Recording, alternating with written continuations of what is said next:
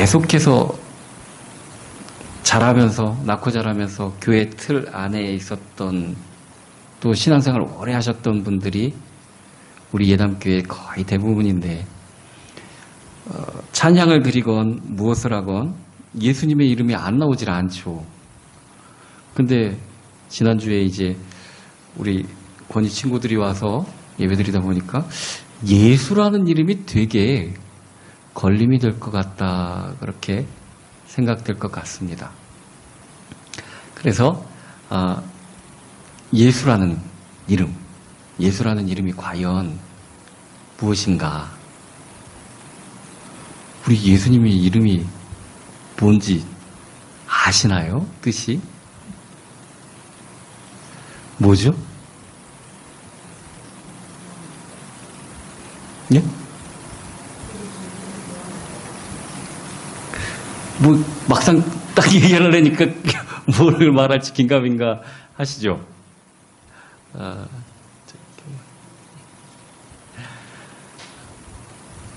우리 예수님이라는 이름, 예수라는 이름, 제가 이름이 명성입니다. 김명성입니다. 그 뜻이 뭔지 아시나요? 잘 모르죠? 예. 그렇다고 저를 모르는 건 아니죠. 문자적인 뜻을 모른다고 예수님을 모르는 건 아닙니다. 그러나 예수님을 아는데, 예수님이 왜 예수라는 이름이 붙여졌는가 아는 것도 예수님을 아는데 굉장히 도움이 되기 때문에, 성경에 보면은 예수라는 이름을 아들을 낳으리니 그 이름을 예수라 하라 하고 성경에 두 군데에서 마태복음하고 누가복음에서 얘기하고 계십니다. 마가복음은 그렇게 시작하지 않죠. 세례 요한부터 시작을 하고, 요한복음도 또 다릅니다. 말씀이 육신이 되어부터 시작이 됩니다. 마태복음, 누가복음에서 다 똑같이 아들을 낳으리니 그 이름을 예수라 하라는 것까지 나오는데, 그 이름의 뜻까지 의역을 해서 얘기해 주는 것은 마태복음에서 그렇습니다. 마태복음 1장 21절 보면은 아들을 낳으리니 그 이름을 예수라 하라. 이는 그가 자기 백성을 그들의 죄에서 구원할 자임이시니라 하고 설명을 해주고 있습니다. 자, 물론 의역입니다. 그래서 대충 이런 뜻이겠구나 하고 알 수 있지만 예수님 이름 좀 확실하게 알려고 제가 일부러 이제 얘기해 드리는 겁니다. 자, 예수라는 말은 아람어인데 원래 히브리어 여호수아에서부터 비롯된 말입니다. 히브리어가 지금도 이스라엘 사람들이 국가의 이제 국어로다가 사용하고 있지만 없어진 지 오래된 말입니다. 히브리어는. 그래서 예수님 당시에도 예수님하고 같이 살던 사람들이 히브리어로 얘기한 게 아니라 아람어로 얘기를 했습니다. 아람어. 언제 이게 거의 사어가 됐는가 하면은 기원전 6세기경에 이 예루살렘이 완전히 멸망하고 포로로 잡혀갔죠. 바벨론으로. 70년 후에 이제 1차 석방이 되면서 그 이후로 한 100년 가까이 풀려나게 되었는데 그때 나온 사람들은 히브리어를 몰랐습니다. 그 주변에서 바벨론에서 사용했던, 페르시아에서 사용했던 아람어만 알았습니다. 그래서 그 히브리어를 배워서 알고 있던 몇몇 사람들을 통해서 서기관이라는 직책이 생겨나게 되었고, 예배 시에 이 구약 성경은 토라나 그런 것들은 다 히브리어로 되어 있으니까 글도 못 읽으니까 그것을 읽고 해석해 주는 사람이 필요했던 겁니다. 그래서 예수라는 말의 원래 이름은 여호수아인데 아람어 방언식으로 불려지는 게 예수라는 뜻입니다. 그럼 여호수아가 어떤 뜻인지 알아야겠죠. 여호수아의 본명이 뭔지 아십니까? 원래 이름이? 아니, 예수는 아람어 발음이라니까요. 여호수아는 원래 이름이 호세아였습니다. 호세아는 구원이란 뜻입니다. 모세가 그의 이름을 바꿔서 여호수아다 하고 붙여주었습니다. 야가 붙는 것은 야훼 하나님을 얘기하는 것입니다. 여호와 하나님을 얘기하는 겁니다. 그래서 그 뜻이 호세아는 구원인데 여호와는 구원이시다라는 그런 뜻입니다. 그렇다면은 같은 뜻을 갖고 있는 예수도 여호수아랑 똑같은 뜻이겠죠. 바로 여호와는 구원이시다. 이걸 좀 일반 명사화해서 하나님은 구원이시다라는 그런 뜻이 되는 겁니다. 자, 그런데 이 마태복음 1장 21절에서는 그것을 놀랍게 해석을 하는데 예수 그리스도가 분명히 하나님이심을, 야훼 하나님이심을 그 이름에서 밝히고 있는데 이는 그가 자기 백성을 그들의 죄에서 구원하리 이심이니라.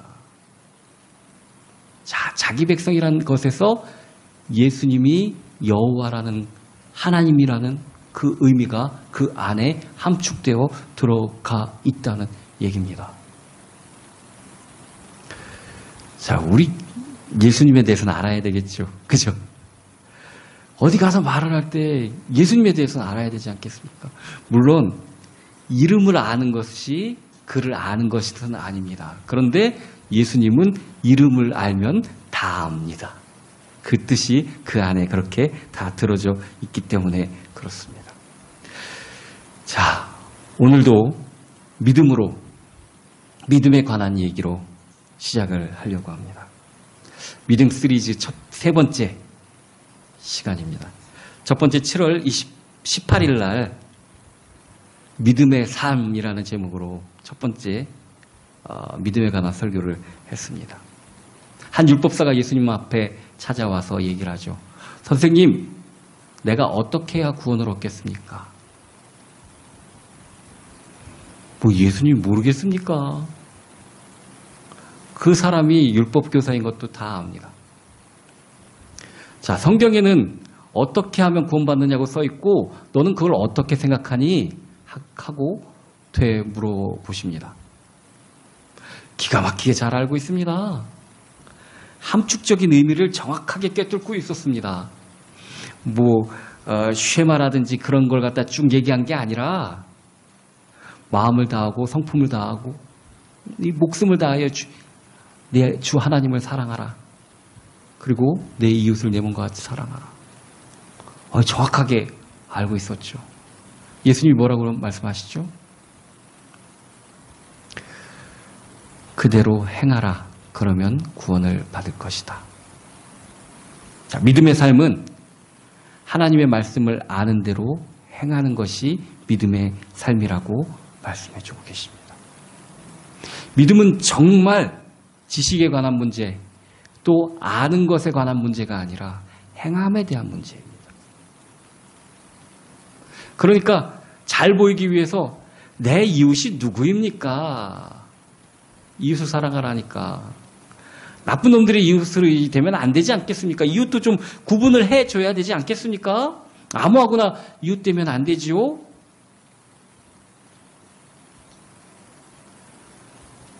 그에게 예수님은 반대로 얘기를 해주십니다. 네가 구원을 베풀 자가 아니라 네가 죽어가고 있다면 누가 이웃이겠느냐? 과연. 우리는 우리가 뭐를 해줄 위치에 있는 줄 아는데 우리는 구원을 받아야 될 위치입니다. 그죠? 우리가 뭘 해야 구원을 얻을 위치가 아닙니다. 그들이 그렇게 멸시하던 사마리아인에 대해서 제사장과 바리새인과 사마리아인에 대해서 누가 과연 이 사람의 강도마땅한 자의 이웃이겠느냐. 네 그런 생각 가지고 이웃을 나누려고나 하는 그 생각 갖고 네가 과연 이웃을 사랑할 수 있어? 그렇다면 네가 과연 구원받을 수 있어? 우리는 뭐가 된 줄 압니다. 우리 위치가 뭐 어떻게 해줄 수 있는 위치인 줄 압니다. 아닙니다. 우린 은혜 받아야 될 위치입니다. 그리고 그 은혜를 전달하는 삶이 믿음으로 사는 삶이라고 얘기해 주고 계십니다. 두 번째, 지난주에 믿음에 대한 두 번째 설교였습니다. 믿음이 주는 축복. 베네핏이 있어야겠죠. 이익이 있어야겠죠. 믿을 때 뭐가 있어야 되지 않겠습니까? 근데 이 믿음이 주는 축복은 정말 어마어마합니다. 믿음으로 살기 이전에, 내가 예수 그리스도를 만나기 이전으로부터 떠날 수 있게 만들어주는 것이 믿음이라는 겁니다. 그러면서 실패한 사람은 다시 리셋시켜줘도, 처음부터 다시 하게 해줘도 똑같이 실패하는 길을 갑니다. 얼마나 자기 생각이 안 변하는지 정말 모릅니다. 색깔도 꽃분홍 좋아하는 사람은 다시 옷 사 입으라고 그래도 또 꽃분홍 사 입습니다. 그죠? 그거 안 바뀌면은 내 실패하는 내 삶 그대로가 아무리 좋은데 갖다 줘도, 왕자와 거지에서 똑같이 생긴 거지를 왕자 자리에 앉혀놔도 왕의 명령을 전달할 옥새를 땅콩 호두 까먹는 데 쓸 수밖에 없는 겁니다. 안 바뀌면은 그런 겁니다. 안 바뀌면 믿음이 주는 축복은 그것을 바꾸어 주어서 하나님의 뜻대로, 하나님의 축복의 길로 갈 수 있게 만들어 준다는 얘기입니다. 이거는 정말 본 어게인, 다시 태어나는 축복입니다. 다시 태어나는데 내가 싹 바뀌어서 다시 태어나는 그런 축복입니다. 왜 자꾸 하나님 뜻대로 사는 것에 거부 반응을 일으키고, 아유 그래도 나는 이렇게 됐으니까, 또 나이 드신 분들이 더 받기가 어렵죠. 아유 이왕 이렇게 살았는데 끝까지 가지 뭐. 안 됩니다. 바뀌어야 됩니다. 믿음으로 바꿔야 됩니다. 믿음으로. 내 의지로 바뀌는 게 아니라 믿음으로 바꿔야 됩니다. 사람들 정말 안 바뀝니다. 예수님 믿어서도 제가 정말 사람 자체가 바뀌신 분은 저는 딱 한 분밖에 못 봤습니다. 여지껏. 저도 많이 바뀌었나 싶은데 그렇게 많이 바뀐 것 같지 않죠. 그만큼 잘 안 바뀝니다. 사도 바울도 그래서 날마다 나 자신을 죽인다고 얘기하는 겁니다. 얼마나 나를 육신의 법으로 끌고 가는지 모릅니다. 그만큼 안 바뀝니다. 그렇다고 희망이 없는 게 아닙니다. 성령이 계시기 때문에. 성령이 우리 속에 계시기 때문에 나는 할 수 없지만 하나님의 뜻대로 인도하심을 받으면 된다는 얘기입니다. 그것이 믿음이 주는 축복이고, 오늘은 자 이제 걸어가야 됩니다. 이왕 발을 디뎠지 않습니까? 이왕 발을 디뎠지 않습니까? 앞으로 나아가야 됩니다. 옛날 거 되돌아보면 안 됩니다. 오늘 본문에 보면은 여호수아에게 하나님께서 이제 말씀하십니다. 모세는 이미 죽었습니다. 그렇게 따라왔던, 광야길에 의지하고 지도자였던 모세는 죽었습니다. 모세가 하나님 앞으로 간 것이 모세 자신에게도 축복이고 이스라엘 백성에게도 축복입니다. 왜냐하면 하나님을 모세로 보았기 때문에 그렇습니다. 모세가 중요한 게 아니라, 또는 위대한 성경의 인물들이라고 얘기했던 뭐 다윗이라든지 요셉이라든지 바울이라든지 이런 사람이 중요한 게 아니라 그와 함께 하셨던 하나님이 중요한 것을 이 여호수아에게 다시 한번 말씀해 주고 계십니다. 모세와 함께 있었던 것 같이 너와 함께 있을 것임이라. 내가 너를 떠나지 아니하며 버리지 아니하리라. 이스라엘 백성들도 이제 똑똑히 봅니다. 하나님인 줄 알고 모세 입만 쳐다보고 있었는데, 모세가 하나님 앞으로 간 이후에도 여호수아를 통해서 하나님이 인도하시는 것을 보게 되었다는 얘기입니다. 믿음은 시간과 공간을 초월하는 겁니다. 정말 하나님을 직시하는 것입니다. 내가 처음 예수 믿었을 때 사람을 통해서 전달받지 않습니까? 그러나 그 사람이 하나님은 아닙니다. 그와 함께 하셨던 하나님이 나와 함께 하심을 믿는 것이 믿음이라는 것입니다. 새로운 땅 요단강 앞에 이제 있습니다. 저길 건너가면 앞에 여리고성이 있습니다. 그 많은 어려움들을 겪고, 처음에 나올 때 홍해서부터 바다를 가르셨죠. 그리고 광야에서 그 많은 일들을 겪고 약 한 달간에 걸쳐서 다시 가데스 바네아에 왔을 때 모세가 12정탐꾼을 보내죠. 하나님이 하셨는데 뭘 굳이 정탐꾼까지 보내지, 그냥 건너가면 될걸? 이렇게 생각하시는 분들도 있습니다. 하나님은 우리가 정확하게 이 땅의 황무함과 이 땅의 상태를 보기를 원하십니다. 눈 가리고 데려가시는 걸 원하시지 않습니다. 정말 이 땅의 상태를 믿음의 눈으로 보기를 원하십니다. 정확하게 하나님의 말씀대로 언약대로 그 땅을 본 여호수아와 갈렙이 있었습니다. 나머지는 애굽 땅에 있었던 그 가치관 그대로 거기서 나왔는데 이제 종이 아닌데 이제는 하나님의 백성 히브리인인데 그거는 다 모르고 애굽 땅에 있었던 가치관 그대로 야 우리는 그들 앞에 서면 메뚜기 떼야 얼마나 키도 크고 하나님은 싹 잊어버렸습니다. 하나님은 한 명도 하나님을 생각한 사람이 없었습니다. 두 명이 아니야. 이 땅은 정말 하나님이 정성스럽게 잘 차려놓은 밥상 같아. 우리는 가서 먹기만 하면 돼. 그들의 신은 이미 하나님 때문에 무서워서 떠났어. 그들은 의지할 데가 없어. 우리는 가서 하나님께서 준비하신 것을 정복하기만 하면 돼. 이 말씀이 오늘에도 그대로 나옵니다. 3절 보면 내가 모세에게 말한 바와 같이 너희 발바닥으로 밟는 곳은 내가 모두 너희에게 주었노니. 아직 요단강 건너가는 것도 아닙니다. 그런데 벌써 주었다는 과거 완료형 단어를 사용을 했습니다. 이게 한국어 번역만 그렇게 된 것이 아니라 원어에도 히브리어로 네타티오라는 이 완료형 동사를 사용했습니다. 끝난 겁니다. 네가 밟기만 하면 그거 네 거야. 이미 주인이니까 마음대로 주겠죠. 그죠? 하나님이 온 땅의 주인이시니까. 하나님이 주기로 한 건 끝난 겁니다. 벌써 끝난 겁니다. 근데 100만이 다 돼가는 그 이스라엘 백성들이 그 말을 하나도 안 믿습니다. 여지껏 모세 말을 듣고 따라왔으면서도 불구하고 하나님을 아예 무슨 하나님이야. 자꾸 그런 말 하려면 나한테 그런 얘기 하지 마.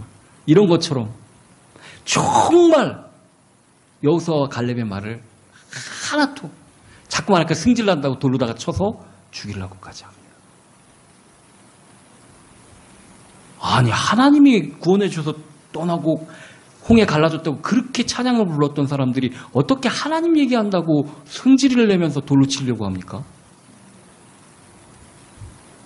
그죠? 결국 그들은 광야 땅에서 죽을 수밖에 없었습니다. 근 40년 동안 정말 그 당시에 어른이었던 사람들은 다 죽었습니다. 자, 이제 여호수아가 시작되면 특징적인 것이 한 가지 있습니다. 이전에 모세오경에서 모세가 뭐 하자 그러면 그렇게 반대하고 막 그랬던 일들이 많이 보여졌는데 여호수아에서는 한 명도 그런 사람들이 안 나옵니다. 이제 믿음의 땅으로 발로 걸어가야 되기 때문에 그렇습니다. 이 새로운 땅 앞에서 그 땅을 얻는 방법은 그냥 나아가면 됩니다. 하나님이 이미 주셨기 때문에 그렇습니다. 그리고 하나님이 또 그것을 정복할 만한 것을 우리에게도 능력을 허락해 주셨습니다. 이미 허락해 주셨습니다. 어떤 사람들은 막 한 번 보면은 다 기억을 하고, 어떤 사람들은 언어의 능력이 있어서 뭐 몇 개 국어를 하고, 어떤 사람들은 한 번 딱 들으면은 알고 이해가 가고, 이거 부러워하시는 분들도 참 많을 텐데, 우리가 구원받고 우리가 주님의 일을 할 만한 지혜도 이미 우리에게 허락하셨다고 성경은 말씀해 주고 계십니다. 전도하는 것도 두려워하지 말랍니다. 할 말을 내 입술에 넣어주었다고 분명히 말씀하십니다. 우리가 왜 나는 안 돼요, 부족해요. 모세처럼 창조주를 의심하는 것밖에 안 되는 겁니다. 하나님이 뭐라고 말씀하시죠? 나는 입술이 둔한 자입니다. 내가 어떻게 가서 하나님의 말씀을 전하겠습니까? 어떻게 그들을 구원해 내겠습니까? 네 입술을 만든 자가 누구냐?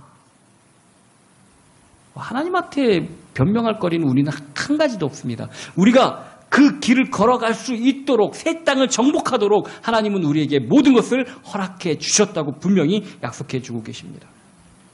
우리가 지혜가 없으면 야고보서 1장 5절처럼 너희 중에 누구든지 지혜가 부족하거든 모든 사람에게 후히 주시고 꾸짖지 아니하시는 하나님께 구하라. 그러면 주시리라. 줄 수 있는 사람한테 달라면 됩니다. 내가 지혜가 부족하다고 느껴진다면 하나님 앞에 구하십시오. 하나님은 주실 수 있습니다. 딴 데 가서 기웃거리지 마시고 하나님 앞에 달라고 그러면 된다는 얘기입니다. 자, 그리고 그 땅을 들어가려면은 내가 불안해서는 안 됩니다. 불안해서. 이제 올림픽이 시작되고서 올림픽 경기들이 많이 이제 열려지고 있는데 딱 보면은 막 달달달달달 떨고서 불안해가 좋은 점수가 나올 수가 없습니다. 양궁 대표팀이 우리나라가 양궁을 정말 잘하는데 한번 보십시오. 얼마나 평안합니까? 웃고 막 잘했다고 이런 것도 없습니다. 얼굴이 얼마나 평안한지. 별로 놀랍거나 두렵지가 않다는 얘기입니다. 평안이 있어야 우리가 그 땅을 정복할 수 있습니다. 왜 평안이 없을까요?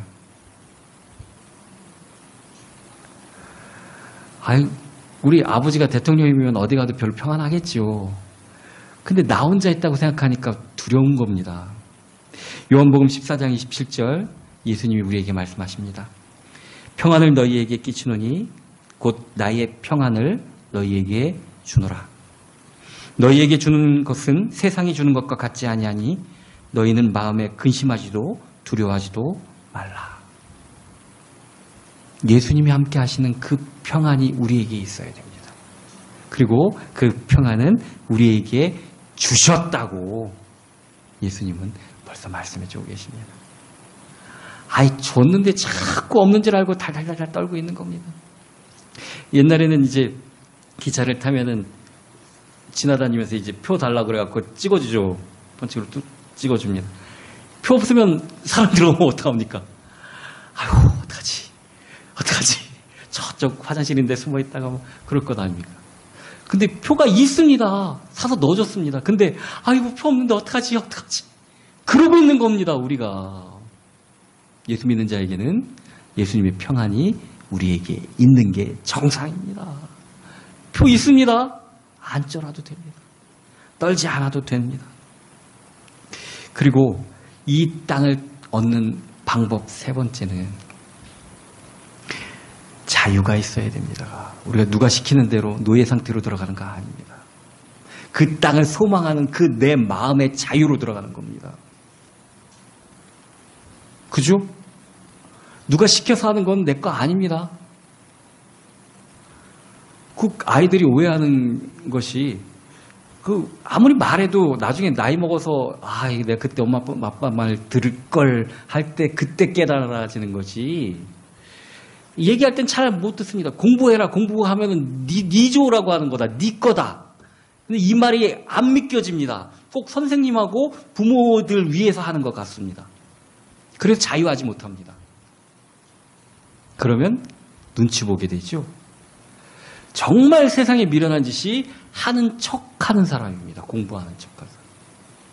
그 무슨 도움이 됩니까? 무슨 소용이 있습니까? 자유가 없으니까 그런 겁니다. 자유가 없으니까. 정말 공부가 내 것이 된다고 생각하면은 자유롭게 내가 해야 돼서 내가 나한테 좋은 거니까 하겠죠. 근데 꼭 엄마 아빠 좋으라고 하는 것 같으니까 하는 척하는 겁니다. 믿음 좋은 척하는 거, 이거는 공부하는 척하는 것보다 더 어리석은 사람입니다. 아니 왜 믿음 좋은 척을 합니까? 쓸데없이. 그죠? 남들 보기에 이런 어리석은 사람들이 어디 있습니까? 성경에 대표적으로 아나니아와 삽비라가 그랬죠. 하나님이 그거 모르십니까? 사람을 속이는 건 괜찮은데 넌 성령을 속였다. 속지도 않으십니다. 자유는 나를 속이지 않는 것이고 하나님을 속이지 않는 것입니다. 우리가 정말 자유함으로 하나님 앞에 나아가야 됩니다. 내 마음으로 하나님 앞에 나아가야 됩니다. 내 마음으로 이 자유가 도대체가 뭘까요? 이것도 아리송하죠. 성경은 자유에 대해서 이렇게 말씀하시는데 이것도 예수님이 직접 하신 말씀입니다. 요한복음 8장 32절 진리를 알지니 진리가 너희를 자유케 하리라. 진리는 예수 그리스도이십니다. 말씀이 육신이 되셨다 할 때 로고스라는 단어를 사용했는데 로고스가 헬라어로 진리라는 뜻입니다. 하나님의 말씀, 성경을 다 외워서가 아니라 그 근본의 목적 되시고 핵심 되시는 예수 그리스도를 아는 것이 우리를 자유롭게 한다는 얘기입니다. 정말 자유함으로 주님을 사랑할 수 있어야 그 땅을 정복할 수 있게 되는 것입니다.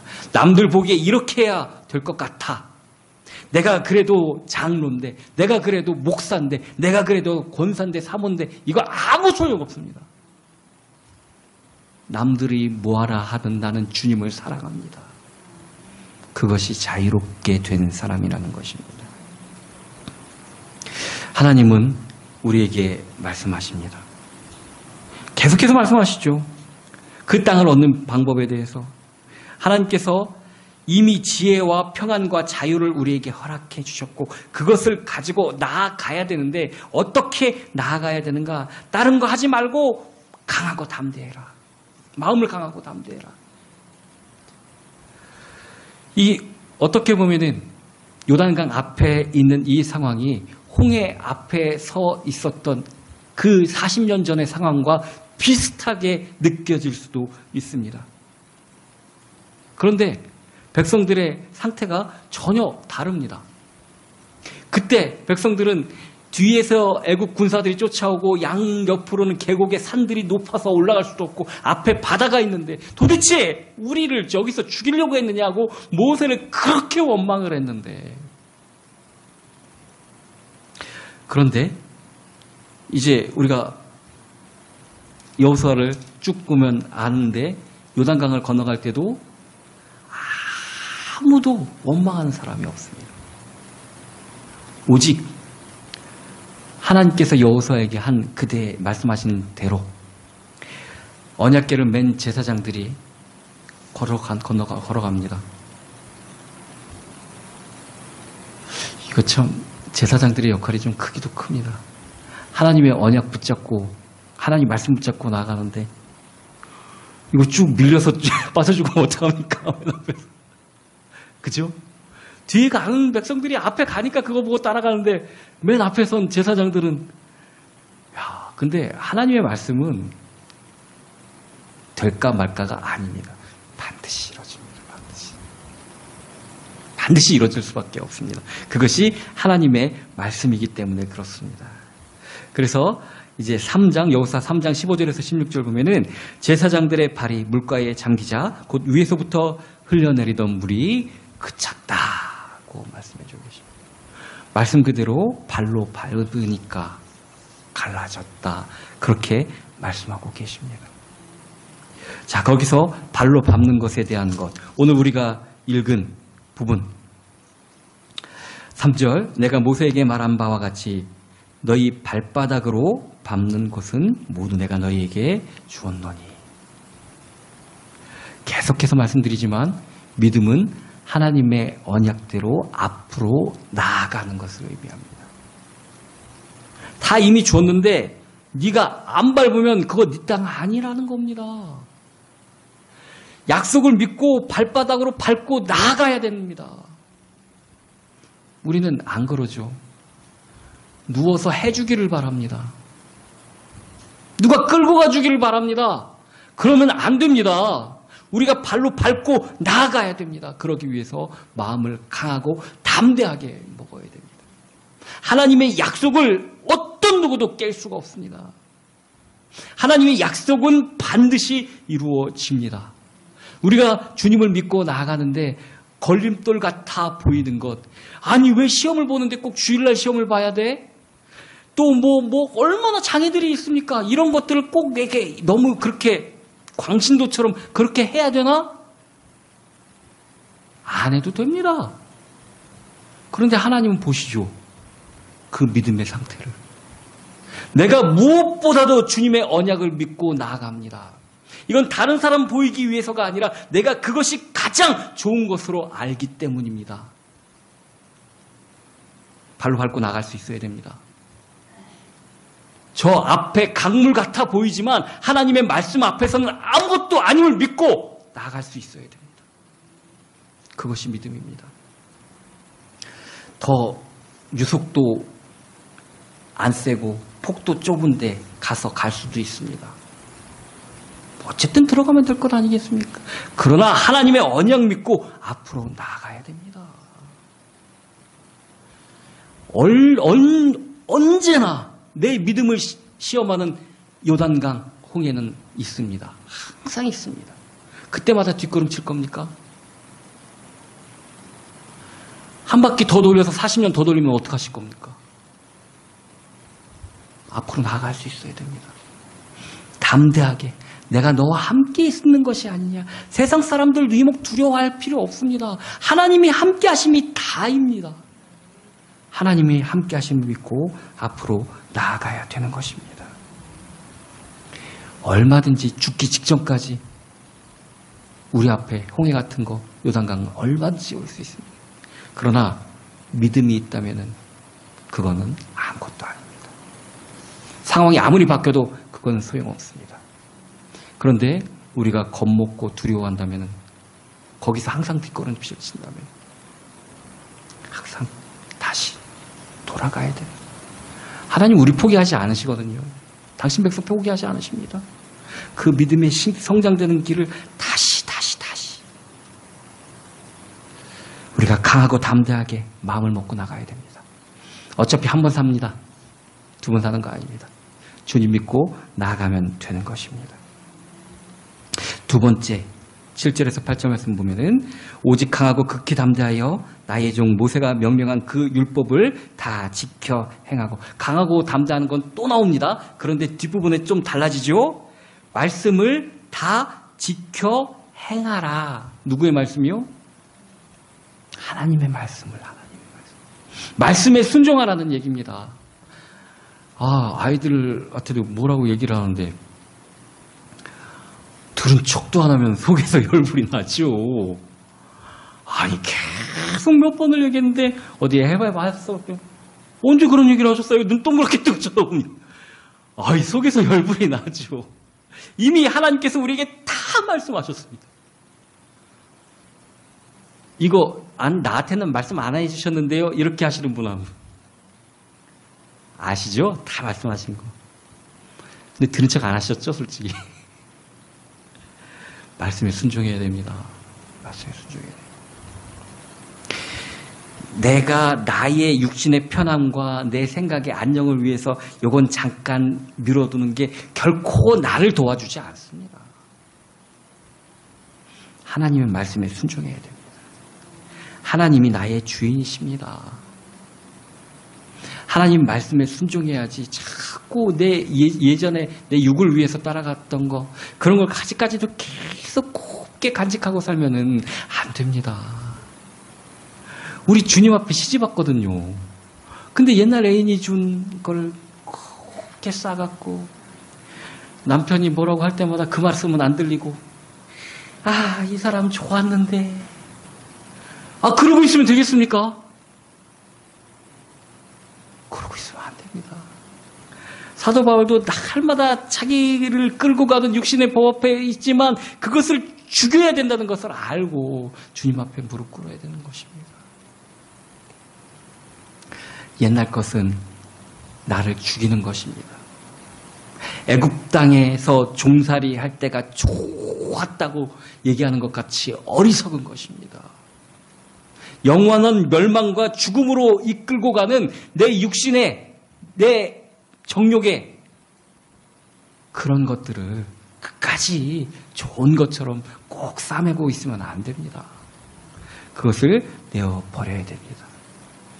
오직 나 된 것은 주님의 은혜이기 때문에 내가 자랑할 것은 내 친척도, 내 가문도, 내 학벌도, 내 미모도 아니고 내 자랑할 것은 오직 그리스도입니다. 이것이 하나님 말씀에 순종하는 삶입니다. 자, 그리고 담대하라는 거, 강하고 담대하라는 거하고 꼭 같이 세트로 나왔던 말 한 가지. 마지막 세 번째가 하나님 요구하신 세 번째는 놀라지 말랍니다. 우리 제가 사모님을 비난하는 얘기 절대로 아닙니다. 우리 사모님이 좀 이렇게 잘 놀랍니다. 그래서 신기한 게 똑같은 거를 기계를 이제 트는데 좀 소리가 크게 났습니다. 기계를 트니까 바라바라 소리 나니까 깜짝 놀라더라고요. 그래서 나한테 미안하다고. 근데 그거를 딴 거 하는 건 아니라 보고 있는데 똑같이 내가 눌러보는데 또 놀랍니다. 그래서 이게 설교를 이거를 이렇게 말하면 안 되겠다 싶은 생각이 제가 들었던 게, 사람들 자기가 모를 때 놀라죠. 보통 생각지도 못했던 뜻밖의 일을 당할 때 놀랍니다. 근데 우리 사모님 보면 꼭 그렇지도 않은 것 같습니다.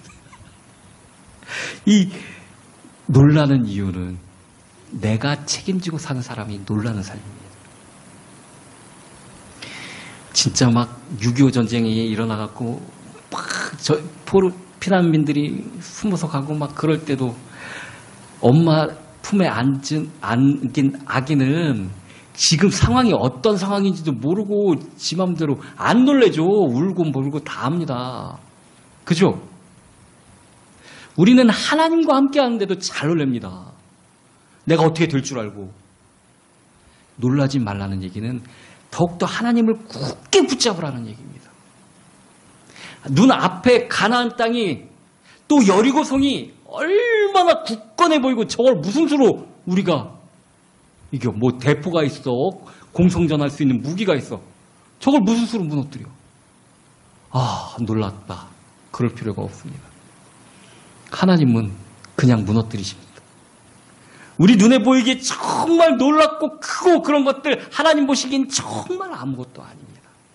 하나님을 믿는 믿음이 우리에게 있으면 놀라지 않을 수 있습니다. 놀라지 말라는 얘기는 정말 내가 하는 게 아니라 하나님이 한다는 것을 붙들라는 얘기입니다. 하나님께서 함께 하십니다. 그래서 적의 강함이나 적의 규모에 놀랄 필요가 없습니다. 우리는 어차피 안 됩니다. 내가 하면 어차피 안 됩니다. 이 세상아 덤벼라 무슨 수로 덤빕니까? 그죠? 우리는 어차피 안 됩니다. 뭐 키가 큰 사람이건 작은 사람이건 뭐 한 10명이든 100명이든 어차피 안 됩니다. 내가 하는 건. 하나님이 하십니다. 하나님이 하시기 때문에 100만 명이 오건 1000만 명이 오건 두렵지 않아도 됩니다. 놀라지 않아도 되는 것입니다. 내가 하면은 2명만 와도 무섭죠. 그죠? 하나님이 하시기 때문에 겁나고 두려워하고 놀랄 필요가 없다는 얘기입니다. 믿음은 행동입니다. 믿음은 믿는 만큼 앞으로 나아가는 겁니다. 내 발바닥으로 밟는 만큼. 믿음은 행동입니다. 믿는다고 하면서도 행동은 하나도 안 하고 뒷걸음질 치면은 믿음이 없는 겁니다.